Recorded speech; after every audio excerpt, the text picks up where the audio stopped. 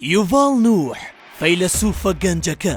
مرۆڤ چۆن بەم خاڵی مێژوو گەیشتووە لە ئێستاشەوە بەرەوکوێ هەنگاو دەنێت ئاین و مەزهەب و نەژات ئەوەی پەرتەوازەی مرۆڤن یاخود یەکگرتنی مرۆڤ هەڕەشەکانی سەر مرۆڤ و زەوی چین و کێن ئایا مرۆڤ خۆی ون کردووە یاخود هاک کراوە ئەمانە ئەو پرسیارانن کە وەڵامەکانیان لە لای بیرمەندێکی گەنجی ئیسرائیلیە و لەبارەیانەوە دەنووسێت و دەپەیوێت ئەو بیرمەندە یوڤاڵ نوح هەراریە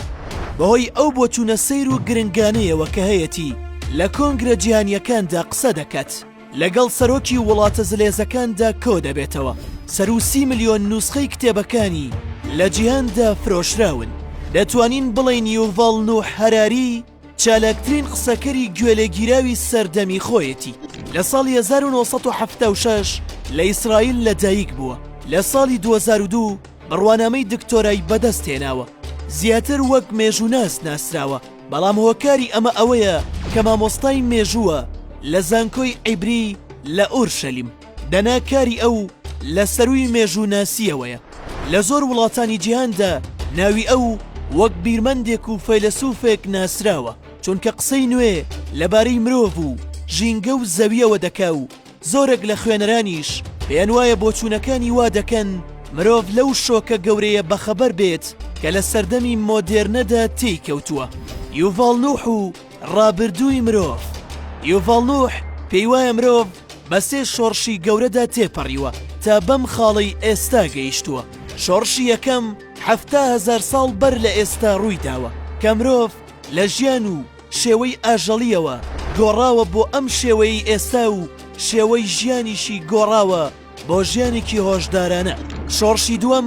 شۆڕشی کوشت و کاڵیە کە 10,000 ساڵ بەر لە ئێستا ڕوویداوە مرۆڤ بەهۆی کوشت و کاڵەوە توانای دروستکردنی گوند و شار و کۆبوونەوەی لە دەوری یەکدا پەیدا کردووە شۆڕشی سێیەم شۆڕشی زانستە کە نزیکەی 500 ساڵ بەر لە ئێستا ڕوویداوە و ترسناکترین شۆڕشە بۆ مرۆڤ چونکە مرۆڤ لەم شۆڕشە بەدواوە نەک تەنیا ئاژەڵ و گیان و ژینگە بەڵکو توانای کۆنتڕۆڵکردنی مرۆڤەکانی تریشی بەدەست هێناوە یوڤاڵ نوح و داهاتووی مرۆڤ یوڤاڵ نوح پێی وایە سێ هەڕەشەی جددی لە داهاتوودا ڕوو لە مرۆڤ دەکەن هەڕەشەی یەکەم هەڕەشەی چەکی ئەتۆمیە کە هەموو وڵاتان لە ئاستی ترسناکیەکەی تێدەگەن بەڵام هیچ گرنتیەک نییە دەوڵەتە لاوازەکان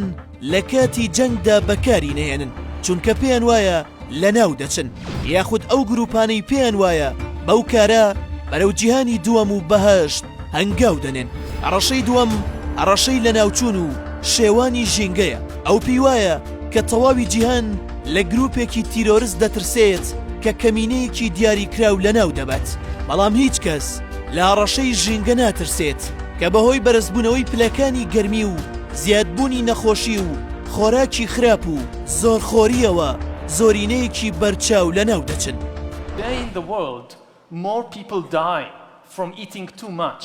than from eating too little. For the first time in history, I think the last data from the World Health Organization says that about 3 million people die each year from obesity and related diseases, compared to 1 million people that die from starvation and malnutrition.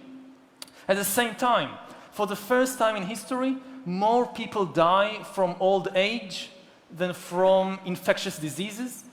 And also for the first time in history, more people commit suicide each year than the total number of deaths from war, crime, and terrorism put together, which is very good news.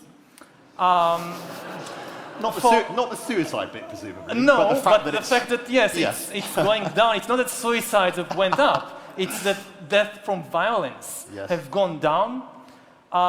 Today, let's say for the people here in this room, I think it's safe to say that McDonald's and Coca-Cola pose a far greater threat to your life than Al-Qaeda and the Islamic State. The chance that you will die from eating too much at McDonald's is about 1,000 times higher, and this is not an exaggeration, this is statistics. It's about 1,000 times higher than the chance you'll be killed by some Islamic State terrorism attack.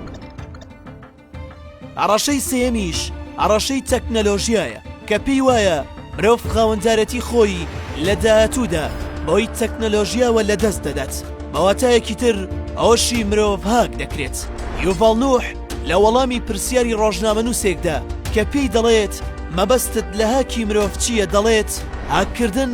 واتە ئەوەی کە کەس و دەستگا و لایەنێکی تری باڵادەست خۆم لە خۆم زیاتر بناسێت و بزانێت ئەستەکانم چۆن و بیر لە چی دەکەمەوە و ڕۆئیان بۆ ئێستا و ئایندە چییە. لە کۆندا پێویست بوو هەفتەی 2 جار یاخود جارێک سەرکردەکان گەلەکەیان بێدار و ئەبدەیت بکەنەوە بە باوەڕەکان، بەڵام لەم ڕۆدا ئەم کارە ناکرێت چونکە باڵادەستەکانی تەکنەلۆژیا ڕێگەکانت بۆ دیاری دەکەن. یوڤال نوح و پێشبینی داهاتوو. یوڤال نوح پێی وایە لە کۆندا ئاسان بووە مرۆڤ پێشبینی هەندێک دۆخ بکات بۆ ماوەی 30 ساڵی داهاتوو، بۆ نمونە ئاستی کوشتوکاڵ و مردنی پادشاکان و جێگرەوەکانیان. لەم ڕوانگەیەشەوە مرۆڤ دەیتوانی نەوەکانی فێری چاندنی تۆ و گاوداری و ڕێگەکانی ژیان بکات، بەڵام مرۆڤی نوێ ناتوانێت هیچ وانەیەک بەنەوەکەی بڵێتەوە چونکە بە ساڵ و مانگ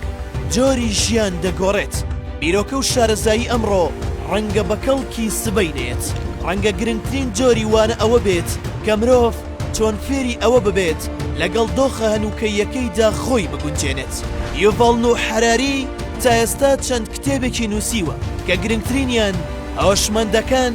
هۆمۆدۆس، مرۆڤە خودا، 21 وانە بۆ سەدەی 21. ئەم کتێبانەی بۆ زیاتر لە 40 زمان وەرگێڕدراون و سەر و 30 ملیۆن نوسخەیان لێ فرۆشراوە. ئێستا تۆ پێم بڵێ ئەی تۆ چی لەسەر ئەم فەیلسوفە گەنجە دەزانیت؟